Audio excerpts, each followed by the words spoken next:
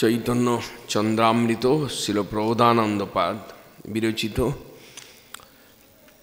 দ্বিতীয় শ্লোকে স্তুতিমুখে বস্তু নির্দেশ।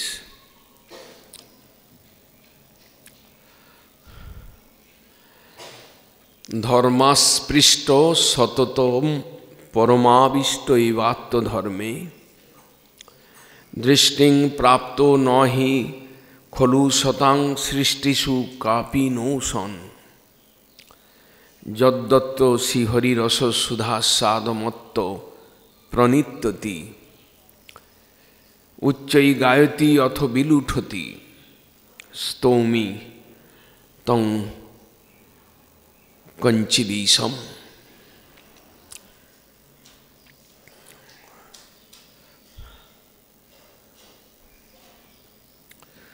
কোনো এক অনির্বচনীয়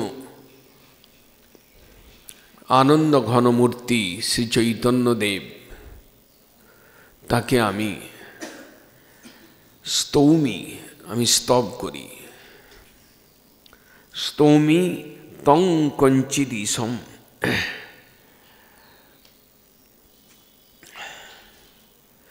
অনির্বচনীয় কোনো এক অবতার, অনির্বচনীয় কোনো এক ভগবত তত্ত্ব,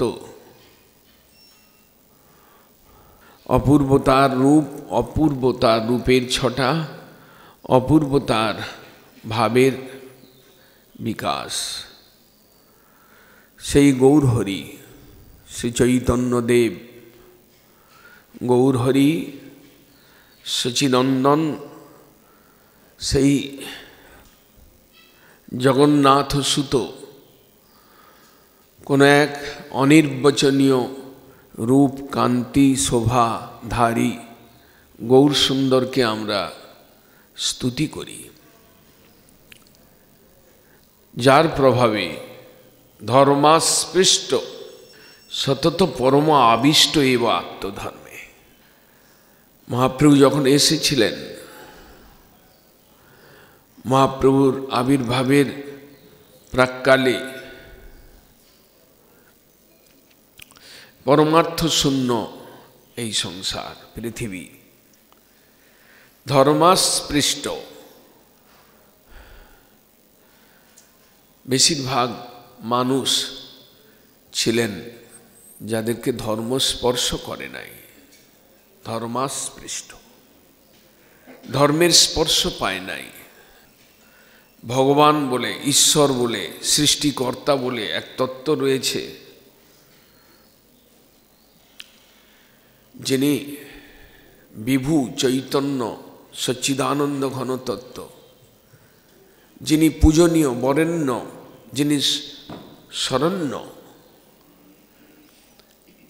এই বোধ ছিল না এমন মানুষের দ্বারা পৃথিবী ভরে গিয়েছিল। ধর্মাস্পৃষ্ট, ধর্ম বলে কিছু জানত না তারা, ধর্মের ধার ধারত না তারা। অতি বড় সুকৃতি যে হয় গোবিন্দ পুণ্ডরীকাক্ষ নাম মাত্র উচ্চারণ। খুব অল্প সুকৃতি সম্পন্ন, স্বল্প জীব যারা ছিল, স্নান করতে গিয়ে তারা পুণ্ডরীকাক্ষের উচ্চারণ করত মাত্র। চৈতন্যদেবের আবির্ভাবের পূর্বে পরমার্থ শূন্য এই সংসার, ধর্মাস্পৃষ্ট পরম আবিষ্ট এব সতত আত্মধর্মে। আত্মধর্ম পাপ ধর্ম, পাপ প্রবৃত্তিতে সতত আবিষ্ট ছিল এই কলির প্রথম সন্ধ্যার মানুষ। পাপ কার্য ব্যতীত আর কিছু জানত না। ভারতবর্ষ যেখানে ধার্মিক দেশ, আধ্যাত্মিক চেতনার দেশ, যেখানে মুনি ঋষিদের জন্ম, তাদের বংশের সন্তানদের জন্ম, যেখানে বেদ, ভাগবত, উপনিষদ, পুরাণ, গীতা আদি শাস্ত্রের উদ্ভব, যেখানে গঙ্গা, যমুনা, সরস্বতী, গোদাবরী আদি পুণ্য সলিলা প্রবাহিতা, যেখানে কৃষ্ণ, রাম, শিব আদি তাদের পুণ্যস্থান, তাদের জন্মভূমি, তীর্থ, ধাম, সেই ভারতবর্ষে একটা সময় এসেছিল মহাপ্রভুর আগমনের সময়, পরমার্থ শূন্য পৃথিবী। সেটাকে বর্ণন করতে গিয়ে ভাষায় বলছেন প্রবোধানন্দপাদ, ধর্মাস্পৃষ্ট সতত পরম আবিষ্ট এব আত্মধর্মে। ধর্ম স্পর্শ করে নাই এমন মানবে ভরেছিল পৃথিবী। মানুষ সর্বদা আবিষ্ট ছিল পাপ কার্যে, নিজ ভোগ সুখে মত্ত হয়ে পাপ প্রবণতায় সর্বদা আবিষ্ট ছিল। পরম আবিষ্ট সততম এব আত্মধর্মে। আমাদের গ্রন্থ, আমাদের গীতা, ভাগবত, পুরাণ, মহাভারত, রামায়ণ আমাদেরকে শেখায় যে ঈশ্বর সর্বশক্তিমান, পরম তত্ত্ব, তার উপাসনা করো, তাকে প্রণাম করো, তাকে স্মরণ করো। কেন করবে? ধর্ম, অর্থ, কাম এবং মোক্ষ, এই চতুর্বর্গ প্রাপ্তির জন্য করবে। ধর্মের ভিত্তি ছিল এই জন্য সুষ্ঠুভাবে জীবনযাপন করবার জন্য ধর্ম, অর্থ, কাম এবং মোক্ষ এই চতুর্বর্গ প্রাপ্তির জন্য ধর্ম করো। এই যে ধর্মীয় বিধান, এই যে বর্ণাশ্রম ধর্মের মাধ্যমে এই যে শিক্ষা, চতুর্বর্গান্তর্গত যে ধর্ম, এই ধর্ম দ্বারা অস্পৃষ্ট এমন মানবে ভরে গিয়েছিল মহাপ্রভু যখন আসবেন। ধর্মাস্পৃষ্ট সতত পরমাবিষ্ট এব আত্মধর্মে। মহাপ্রভু এলেন, তাদের কি গতি হলো, তারা কিভাবে ধর্মকে জানলো, উজ্জীবিত হলো, সেটাই বলছেন কবি, লেখক।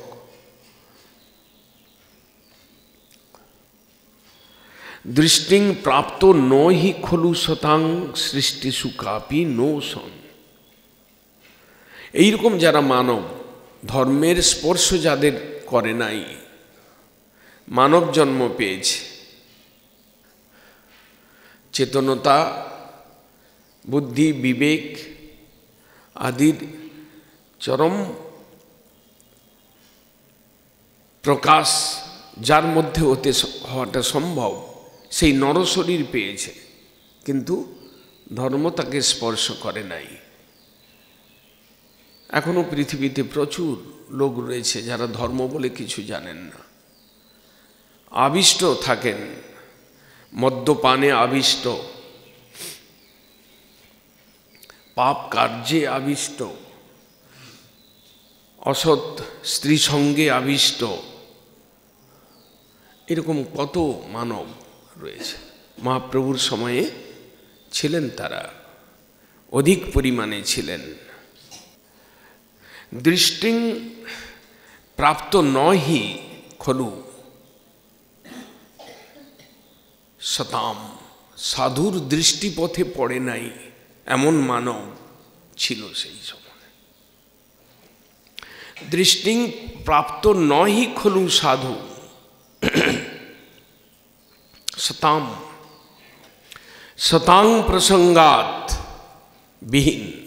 সাধু প্রসঙ্গে নেই, সাধু সঙ্গের মধ্যে যারও ছিল না, সাধু দেখে নাই জীবনে, সাধু দর্শনের ভাগ্য হয় নাই, এমন মানব ছিল যাদের দেখলে ঈশ্বর চেতনা জাগত, যাদের দেখলে হৃদয়ে যত রকম পাপ পঙ্কিলতা থাক, যাদের দেখলে পবিত্রতা মনে হতো। দর্শনে পবিত্র করো এই তোমার গুণ। যাদের দৃষ্টির ভেতরে পড়লে পাপ প্রবৃত্তি চলে যেত, নষ্ট হয়ে যেত। কিন্তু এমন লোক মহাপ্রভুর আবির্ভাব কালে দেখা গিয়েছিল, যারা কোনোদিন সাধুর দর্শন পায় নাই, যারা কোনোদিন সাধু সঙ্গ পায় নাই, যারা কোনোদিন সাধুর কৃপার ভেতরে পড়ে নাই, কৃপার স্পর্শ পায় নাই, ধর্মের স্পর্শ পায় নাই। সাধু যারা ধর্মমূর্তি তাদের দর্শন পায় নাই, এমন লোক ছিল, ভরে ছিল মহাপ্রভুর আবির্ভাবকালে।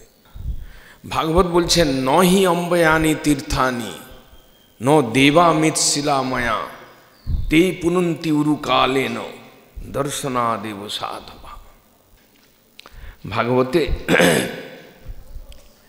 কৃষ্ণ কোনো সময় অক্রূরকে দেখে বলেছিলেন জলময় তীর্থ নহি অম্বয়ানি তীর্থানি, জলময় তীর্থ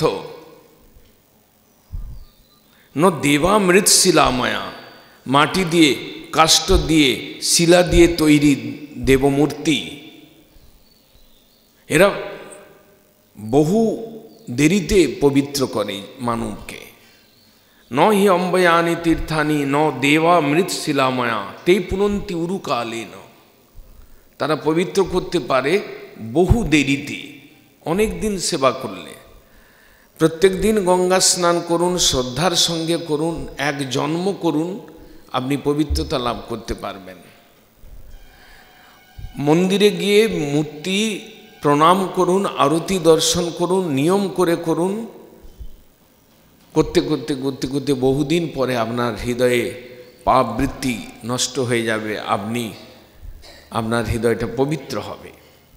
কিন্তু দর্শনাদেব সাধবা, সাধু দর্শন মাত্রেই আপনাকে পবিত্র করতে সম্পন্ন। সাধুর দর্শনে পবিত্র হওয়া যায়। এরকম ভারতবর্ষে সাধু ছিলেন, আজও রয়েছেন, কিন্তু এইরকম সাধুর দৃষ্টিপথগোচর হয় নাই এমন মানব। সাধু তার দৃষ্টিগোচর হন নাই, সাধু তার কাছে পৌঁছান নাই, বা তিনি কোনোদিন দুর্ভাগ্যক্রমেও সাধুর সামনে এসে পড়েন নাই, এমন ব্যক্তি। দৃষ্টিং প্রাপ্ত নহি খলু শতাম, সাধুর যদি দৃষ্টির গোচরে তুমি আসো, সাধুর যদি কৃপা দৃষ্টি তোমার উপরে পড়ে, বা তুমি যদি কোনোভাবে সাধুর দর্শন পাও, তাহলে বুঝতে হবে বহুদিন মূর্তি সেবা করে, গোপাল সেবা করে যা পাবে না, বহুদিন জলময় তীর্থের সেবা করে যা পাবে না, তুমি লবমাত্র সাধু সঙ্গে সর্বসিদ্ধি হয়। চৈতন্যদেব বলছেন সাধু সঙ্গ সর্বশাস্ত্রে কয় লবমাত্র সাধু সঙ্গে সর্বসিদ্ধি হয়। ভাগবতে স্থানে স্থানে সাধুর মহিমার কথা বলা হয়েছে। তাই তো ভাগবত পৃথিবীতে যত কথা ধর্ম নামে চলে, ভাগবতের সাধুর মহিমা স্থানে স্থানে। যখন উলঙ্গ হয়ে দাঁড়িয়ে রয়েছেন নলকুবের আর মণিগ্রীব, কুবেরের দুই পুত্র যমলার্জুন ভঞ্জন লীলা কৃষ্ণ করছেন, তার পূর্বের কথা বলছেন। মদিরামত্ত হয়ে মন্দাকিনীতে স্নান করছেন অপ্সরাগণকে নিয়ে, মদিরামত্ত অবস্থায় উলঙ্গ হয়ে দেবর্ষি নারদ যাচ্ছিলেন, দাঁড়িয়ে রয়েছে, বুঝতেই পাচ্ছেন না, দৃষ্টি পায় নাই যে আমরা কার সামনে দাঁড়িয়ে রয়েছি। নারদ ঋষি অভিশাপ দিলেন ওদের ভালো করবার জন্য, ওদের মঙ্গলের জন্য। কি মঙ্গল করলেন? বহুদিন অর্জুন বৃক্ষরূপে নন্দ মহারাজের আঙ্গিনায় দাঁড়িয়ে থাকার পরে নন্দনন্দন কৃষ্ণ, ব্রজেন্দ্রনন্দন কৃষ্ণ, অবতারী কৃষ্ণ, পূর্ণ ব্রহ্ম সনাতন পুরুষ তাদের দর্শন পেলেন। তার দর্শন তারা পেলেন এবং তার চরণ স্পর্শ পেয়ে উদ্ধার হলেন। যখন উদ্ধার হলেন তখন কৃষ্ণ বলছেন, সাধুনাং সমচিত্তানাম সুতরাং মৎকৃতাত্মনাম দর্শনাৎ ন ভবেদ বন্ধ পুংসো অগ্ন সবিতুর যথা। হে নলকুবর মণিগ্রীব, সাধু যারা আমাকে ভজন করে তারা সমচিত্ত, দুঃখী দরিদ্র ধনী পণ্ডিত মূর্খ স্ত্রী বালক বৃদ্ধ সন্ন্যাসী ব্রহ্মচারী ব্রাহ্মণ ক্ষত্রিয় সকলকে তারা সমদৃষ্টিতে দেখেন। সাধুনাং সমচিত্তানাম সুতরাং মৎকৃতাত্মনাম, তারা আমার জন্য সব কিছু ছেড়েছে, তারা মৎকৃত আত্মা, তারা তাদের হৃদয়ে সর্বদাই আমার চিন্তন। মৎকৃতাত্মনাম দর্শনাৎ ন ভবেদ বন্ধ, তাদের দর্শন করলেই কখনো জীবের কর্মবন্ধন থাকতে পারে না। দর্শনাৎ ন ভবেদ বন্ধ পুংস অগ্ন সবিতুর যথা। সূর্য উদিত হলে যেন অন্ধকার থাকতে পারে না, পালিয়ে যায়, আভাসে পালিয়ে যায়। সূর্য আসবার পরে পালায় না, সূর্য উদিত হওয়ার আগেই সরে যায়। তেমনি কোনো সাধুর সামনে যদি তুমি পড়ো, কৃষ্ণভক্ত সাধু ভগবৎ কৃতাত্ম সাধু যদি তার দৃষ্টির মধ্যে পড়ো, যদি তার সামনে কোনো দিন পড়ো, তাহলে তোমার ভববন্ধন ছিন্ন হয়ে যায়, থাকতে পারে না। দৃষ্টিং প্রাপ্ত ন খলু শতাম, এইরকম সাধু যাদের দর্শনে ভববন্ধন ছিন্ন হয়ে যায়, যাদের দর্শনের এই চরম ফল, এই সহজ ফল, তোমার মধ্যে কাম ক্রোধ রয়েছে, মদ মাৎসর্য রয়েছে, তোমার কাছে ভোগ প্রবৃত্তি রয়েছে, তোমার কাছে অর্থ লোলুপতা রয়েছে, কিন্তু যার কাছে গেলে, যার সামনে দাঁড়ালে, যাকে প্রণাম করলে, যার দৃষ্টি তোমার উপরে পড়লে, সেই সকল প্রয়াস অভিলাষ ক্ষীণ হয়ে যায়। ক্ষীণ হতে ক্ষীণ হয়ে তোমার পরপারে যাওয়ার একটা পথ বেরিয়ে আসে। দর্শনাৎ নো ভবেদ বন্ধ পুংসো অগ্ন সবিতুর যথা। এই রকম সাধুর দৃষ্টি পথে পড়েছে এমন লোক দেখা যাচ্ছিল না মহাপ্রভু যখন আসছেন। দুই প্রকারের অভাগার কথা বললেন। মহাপ্রভু যখন আসছেন ধর্ম স্পর্শ করে নাই, কেবল অধর্মের জালে পড়ে হাবুডুবু খাচ্ছিল এমন ব্যক্তি, সাধুর কৃপাদৃষ্টির মধ্যে পড়ে নাই এমন ব্যক্তি। আরেক প্রকারের কথা বলছেন, তিন প্রকার লোকের কথা বলছেন। প্রবোধানন্দ পাদের বিচার, তার ভাষা, তার গৌরের প্রতি তার শ্রদ্ধা। বলছেন সৃষ্টিটুক শতাং সৃষ্টিসু কাপি নো সন, অথবা ধর্ম স্পর্শ করে নাই এমন মানুষ, অথবা সাধুর কৃপাদৃষ্টির মধ্যে পড়ে নাই এমন মানুষ, অথবা শতাং সৃষ্টিসু ন কাপি সন, সাধুর দ্বারা সৃষ্ট কোনো স্থান, সাধু প্রকটিত স্থান, মহাজন প্রকটিত স্থান, কোনোদিন সেই স্থানে যায় নাই, আশ্রয় করে নাই। শতাং সৃষ্টুষু ন কাপি সন। কোনোদিন এইরকম একটা স্থানে পৌঁছাতে পারে নাই যেটা মায়া জাল থেকে দূরে, মায়ার বন্ধন থেকে, মায়ার গন্ধ থেকে প্রাচীর দিয়ে মায়াকে প্রাচীরের বাইরে রাখা হয়েছে, ভেতরে কেবল হরিসেবা হরিকীর্তন। এমন মহাজন প্রকটিত স্থানে কোনোদিন দর্শনের জন্য যায় নাই, সেই স্থানে এসে বাস করে নাই, সেই স্থানে বাস করবার সুযোগ হয় নাই, সেই স্থানে সেবা করবার ভাগ্য হয় নাই। এমন যে লোক ছিল, এমন মানব, দুর্ভাগা মানব, মহাপ্রভু আসাতে তারা তারা তারা দৃষ্টি পেলেন, তারা প্রাণ পেলেন, তারা প্রেম পেলেন। ধর্মাস্পৃষ্ট সততমা পরমাবিষ্ট এই আত্মধর্মে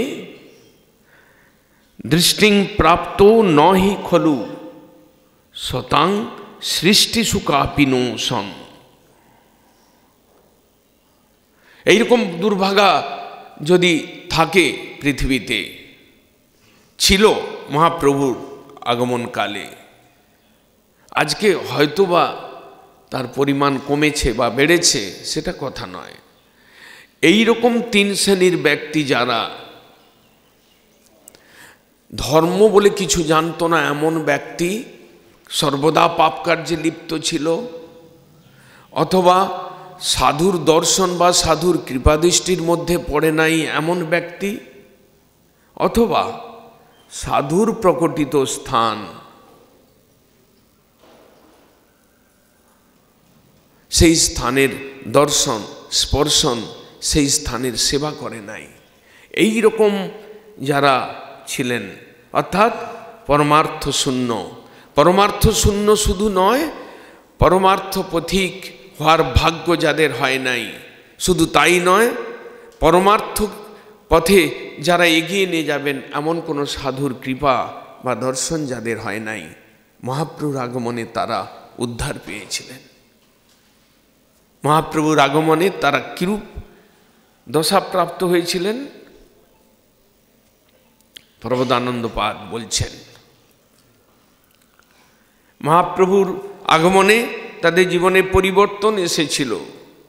মহাপ্রভুর দর্শনে, মহাপ্রভুর ভক্তির দর্শনে তাদের জীবন পরিবর্তিত হয়েছিল, উন্নীত হয়েছিল পরমার্থ পথে।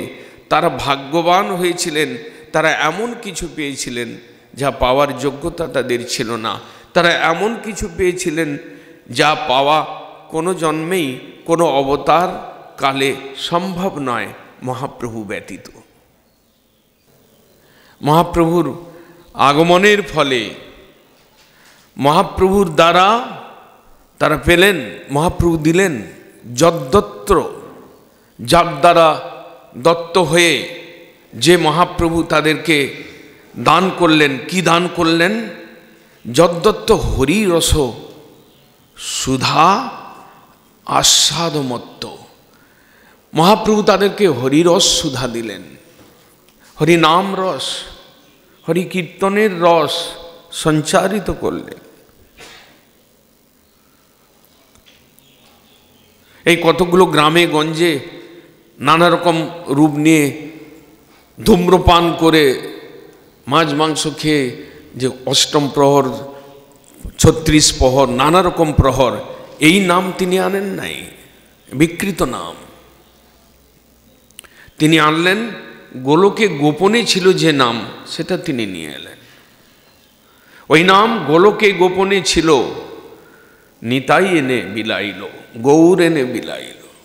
তারা নিয়ে এলেন পঞ্চতত্ত্বাত্মক, তারা শুদ্ধ কৃষ্ণম। তুমি কিনবে কৃষ্ণ নাম, দস্তুরি লইব আমি, তোমার পূর্ণ হবে কাম। তুমি নাম কিনবে, আমি নামের হাট পেতেছি, শুদ্ধ নাম এখানে পাওয়া যায়। কেন? যদ্দত্র হরি রস সুধা উন্মত্ত, যার দ্বারা দত্ত হয়ে কৃষ্ণ নাম কি বস্তু তারা জানল, নামের আভাস কি তারা জানলো, যেটা ভাগবতে অজামিল উপাখ্যানে বর্ণিত হয়েছে। নামের আভাসে কি ফল দাঁড়ায় সেটা ভাগবত বলেছেন। নাম অপরাধে কি ফল হয় সংসারের মধ্যে তার প্রকাশ রয়েছে, ছড়িয়ে রয়েছে নাম অপরাধ। কিন্তু শুদ্ধ নাম, তিনি শুদ্ধ নাম নিয়ে এলেন, বিশুদ্ধ প্রেম নিয়ে এলেন, তিনি দান করলেন।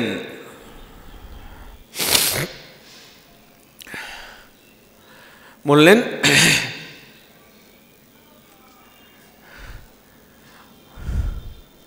যে না লয় তারে কয় দন্তে তৃণ ধরি, আমারে কিনিয়া লহ বল গৌর হরি। নিত্যানন্দকে হরিদাসকে লাগিয়ে দিলেন, বললেন যে না নেবে এই নাম, শুদ্ধ নাম, তাকে দন্তে তৃণ ধরে তাকে কাকুতি করো। জগাই মাধাইয়ের দ্বারা মার খেলেন, প্রথমে ভাগালেন, তারা তাড়ালেন, তারপরে মার খেলেন, কিন্তু নিচ্ছে না। জগাই মাধাইয়ের নেওয়ার মতো অবস্থা হয় নাই, সেই বস্তুটাকে গ্রহণ করবার তার সামর্থ্য নেই। কিন্তু পুনঃ পুনঃ তাদের কাছে পৌঁছে নামটাকে নিয়েই ছাড়লেন। নিত্যানন্দ তিনি দিয়েই ছাড়লেন, তাকে উদ্ধার করেই ছাড়লেন। তুমি নেবে না, আমি হাত জোড় করে বলছি, কাকুতি করে বলছি, আমি দন্তে তৃণ নিয়ে বলছি, তুমি এই নামটা নাও, তুমি তুমি বিরাট কিছু পাবে, শান্তি, আনন্দ, প্রেম তুমি পাবে।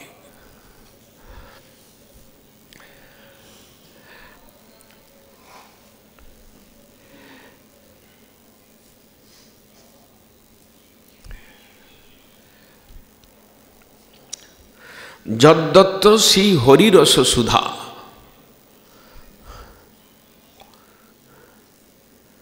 হরি নাম রস, হরি নাম সুধা, অমৃত মহাপ্রভু তাদেরকে দিলেন।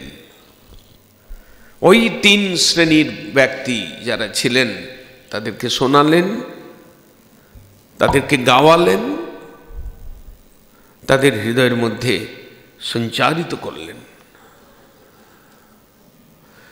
হরি যদ্দত্ত শ্রী হরি রস, শ্রী হরি, রাধা যুত কৃষ্ণ, সেই যুগল রস, যুগল নাম, তাদেরকে নামামৃত তাদেরকে দান করলেন। তারা পান করল, তারা মত্ত হলো। হরি রস, শ্রী হরি রস সুধান, সুধা আস্বাদ মত্ত, আস্বাদনে তারা তাদেরকে মত্ত করে দিলেন। যাদেরকে ধর্ম স্পষ্ট করে নেই, যারা সাধুর দর্শন পায় নাই, যারা সাধু প্রকটিত স্থানে কোনোদিন সৎসঙ্গের অ্যাটমসফিয়ারের মধ্যে পড়ে নাই, কোনোদিন অবস্থান করেন নাই, এই রকম পাষণ্ডী পাপী, তাদেরকে হরি হরি নাম দান করলেন, হরিরস সুধা তাদেরকে পান করালেন, তাদেরকে প্রমত্ততা এনে দিলেন। জগাই মাধাই তারা কৃষ্ণ নাম নিয়ে নাচতে শুরু করলেন। সেই নিত্যানন্দ যার মাথায় মটকা মেরেছিলেন, নিত্যানন্দকে নিয়েই নাচতে শুরু করলেন, হরিদাসকে নিয়ে নাচতে শুরু করলেন। মহাপ্রভু তাদেরকে নাচালেন, সেই কৃষ্ণ নাম রস পান করালেন। করতে করতে তারা উন্মত্ত হলো। তাদের পাপ পাপ পাপ বীজ, পাপ প্রবৃত্তি কোথায় ধূলিসাৎ হয়ে গেল। নাহলে সেই পাপী এই নদিয়া নগরের কোনো পথে তারা যে পরিমাণ পাপ করেছে, যে ধরনের পাপ করেছিল, যতদিন ধরে পাপ করেছিল, এক মুহূর্তে সেটা চলে যায় আর বলে যে আমার কি সেবা, গঙ্গার ঘাটে তুমি ঝাড়ু দেবে। আর যারা গঙ্গা স্নানে আসবে, যাদেরকে তুমি ছিনতাই করেছিলে, তাদেরকে হাত জোড়ো করে তাদের কাছে ক্ষমা চাই। নিতাই গৌর হরি বল, গৌর হরি বল, গৌর হরি বল।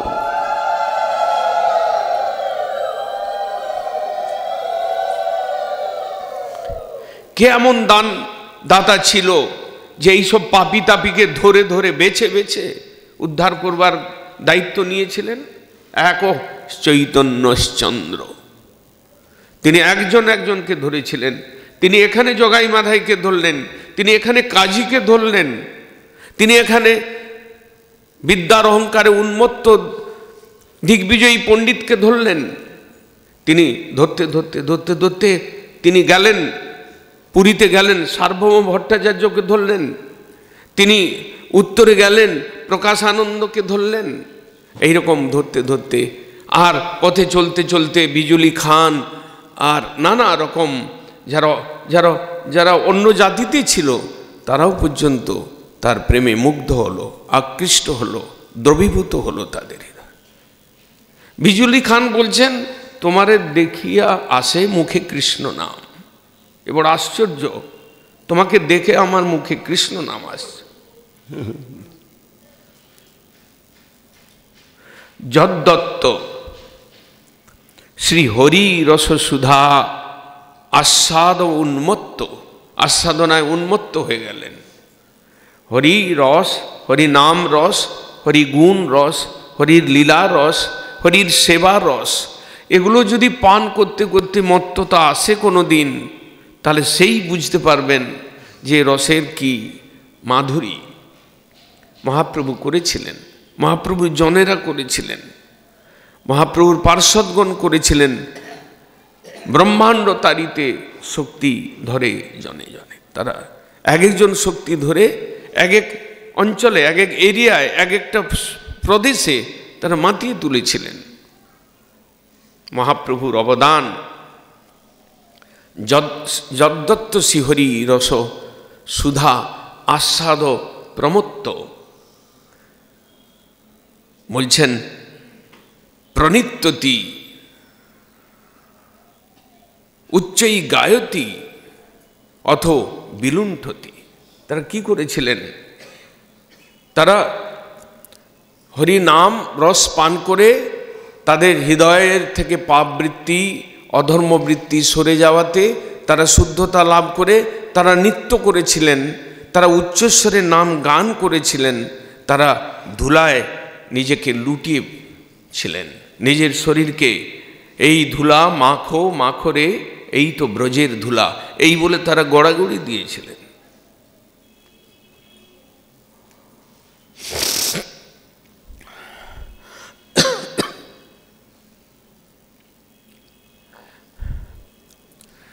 মহাজন সৃষ্ট স্থান শ্রী মদ্ভক্তি সিদ্ধান্ত সরস্বতী গৌড়ীয় মঠ, মহাজন প্রকটিত স্থান।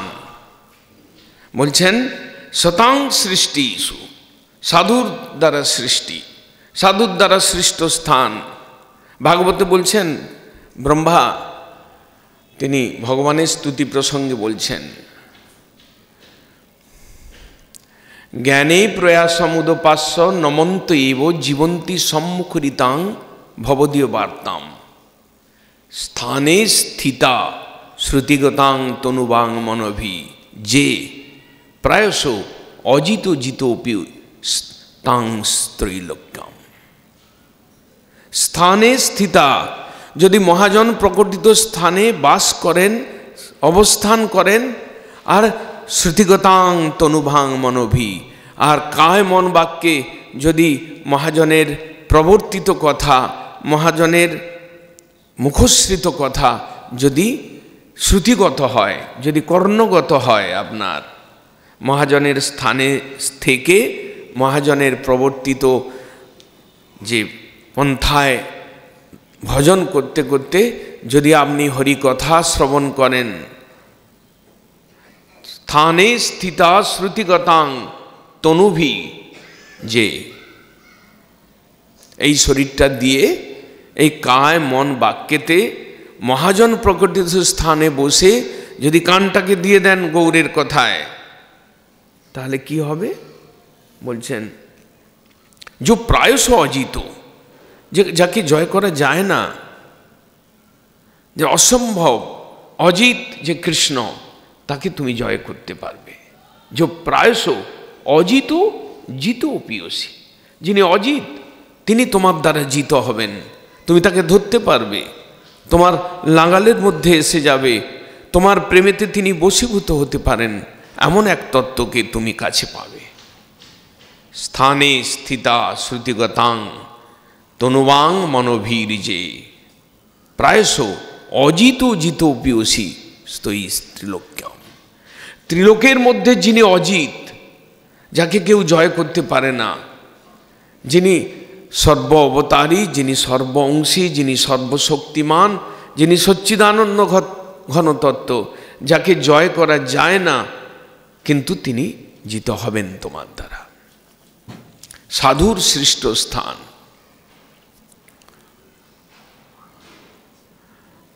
যখন যখন মহাভারতের এক উজ্জ্বল চরিত্র, ধর্ম পরায়ণ চরিত্র, সাধু চরিত্র বিদুর বেরিয়ে যাচ্ছেন, পৃথিবীর পর্যটন করতে বেরিয়ে গেলেন, দুর্যোধনের বাক্য বাণে জর্জরিত হয়ে সংসারকে পরাণমুখ, সংসারকে পেছন করলেন, করে বেরিয়ে গেলেন, তীর্থে তীর্থে ভ্রমণ করছেন। সেই সময় কথা ভাগবত বলছেন, ভবদ্বিধা ভাগবতা তীর্থীভূতা স্বয়ং বিভৌ তীর্থী কুর্বন্তি তীর্থানি শান্তস্থেন গদাবৃতা। গদাধরের ভিত্ত কৃষ্ণ দাস, যিনি মহাজন, যিনি সাধু, তিনি তীর্থকে পবিত্র করতে পারেন, তীর্থকে প্রকৃত তীর্থরূপে পরিণত করতে পারেন। তীর্থী কুর্বন্তি তীর্থানি, ভাগবতে এমন কথা রয়েছে, অন্য কোথাও নেই। তীর্থকেও আবার তীর্থ করা যায়, করা যায়। আপনি তো তীর্থে যান না, আপনার কেউ বন্ধু বান্ধব তীর্থেতে গেল, তিনি কি করলেন, গিয়ে হোটেল ভাড়া নিলেন, এটা করলেন, ওটা করলেন, আর যত পাপ ওই তীর্থেতে ছেড়ে দিয়ে এলেন। তখন সেই তীর্থটা পাপপঙ্কিল হয়ে গেল। তাকে তীর্থতে পরিণত করবার জন্য আবার দরকার, সাধুর দরকার, নিষ্কাম সাধু, হরি ভক্তিপরায়ণ সাধু, সর্বত্র সমদর্শী সাধু, কৃষ্ণ বিলাস ব্যতি রেখে যার কোনো দিকে দৃষ্টি পড়ে নাই এমন সাধু সেই তীর্থেতে যখন যান, তার চরণ স্পর্শে আপনার বন্ধুর ছাড়া পাপগুলো সেই সাধুর স্পর্শে চলে যায়, তীর্থ পবিত্র হয়ে।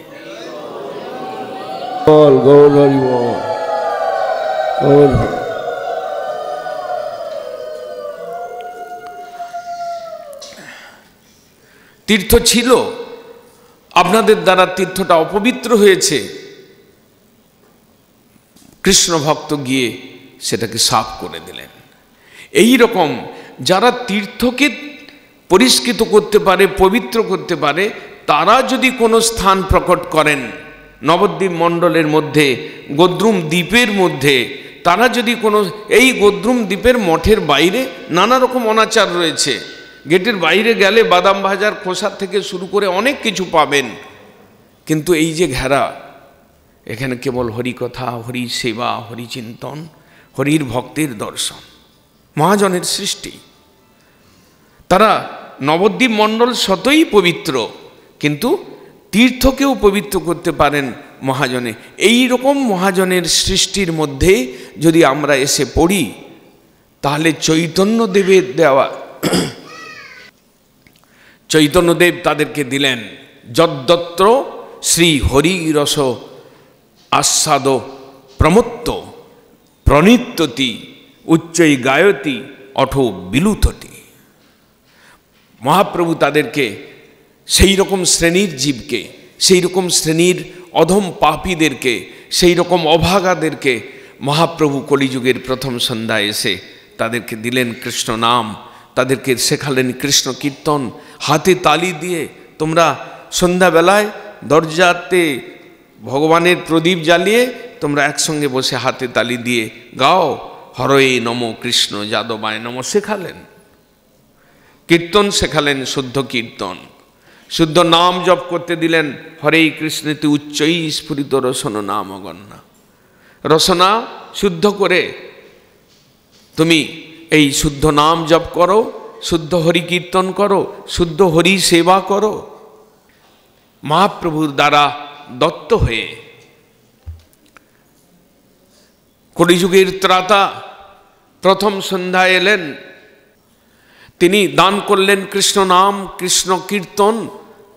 এই পেয়ে কিছু যারা ছিলেন, কিছু বলতে যারা এই তিন ক্যাটাগরির মধ্যে ছিলেন, যারা সর্বদা পাপ কার্যে লিপ্ত ছিল, যারা সাধুর কৃপাদৃষ্টির মধ্যে পড়ে নাই, জীবনে সাধু দর্শন যাদের হয় নাই, এবং যারা সাধুর প্রকৃতিত স্থানে বাস করে নাই, দর্শনের সৌভাগ্য করে নাই, তাদেরকে তিনি হরিরস পানে মত্ত করেছিলেন।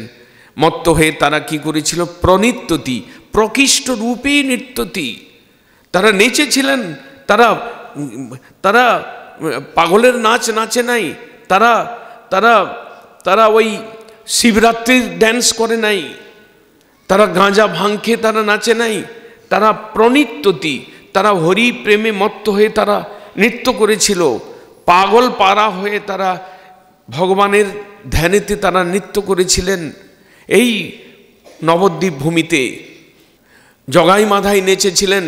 জগাই মাধাইয়ের বাপ পর্যন্ত নেচেছিলেন।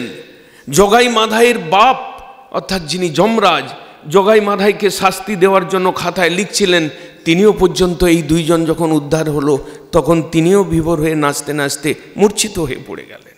যখন কাজী উদ্ধার হচ্ছিল, মহাপ্রভু তো তার মৃদঙ্গ কীর্তনে বাধা দিয়েছেন। চাঁদ কাজীর অনুচররা খোলকে দুটুকরো করে দিয়েছেন। মহাপ্রভু শুনলেন, মহাপ্রভু আহ্বান করলেন, কালকে সকালে নগর সংকীর্তন হবে, চলো বেরিয়ে পড়ি রাস্তায়। প্রত্যেকে মশাল নাও, প্রত্যেকে ঝান্ডা নাও, পতাকা নাও, প্রত্যেকে শঙ্খ বাজাও, চলো দেখি আমরা নগরটাকে কীর্তন করতে করতে ঘুরব, দেখি কোন শক্তি আসে হরি সংকীর্তনের সেই প্রবাহকে বন্ধ করতে পারে, দেখি। বেরিয়ে পড়লেন।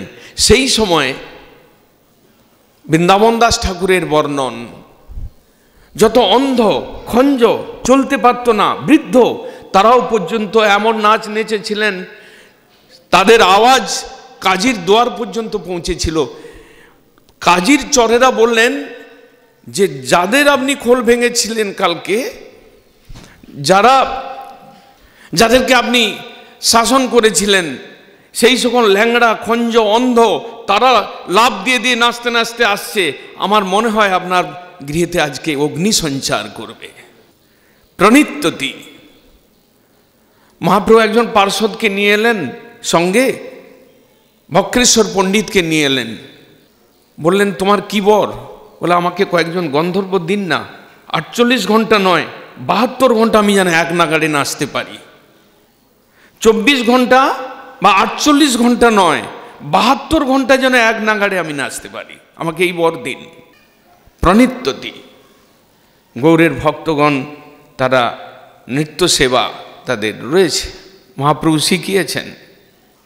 নটং মন্দং মন্দং, মন্দ মন্দ নৃত্য করতে তার চলন ভঙ্গিমাই ছিল নৃত্যের ভঙ্গিমা। তিনি স্বাভাবিকভাবে চলতেন, মনে হতো যেন তিনি নাচতে নাচতে যাচ্ছেন। প্রনিত্যতি। উচ্চৈ গায়তি, উচ্চস্বরে গান।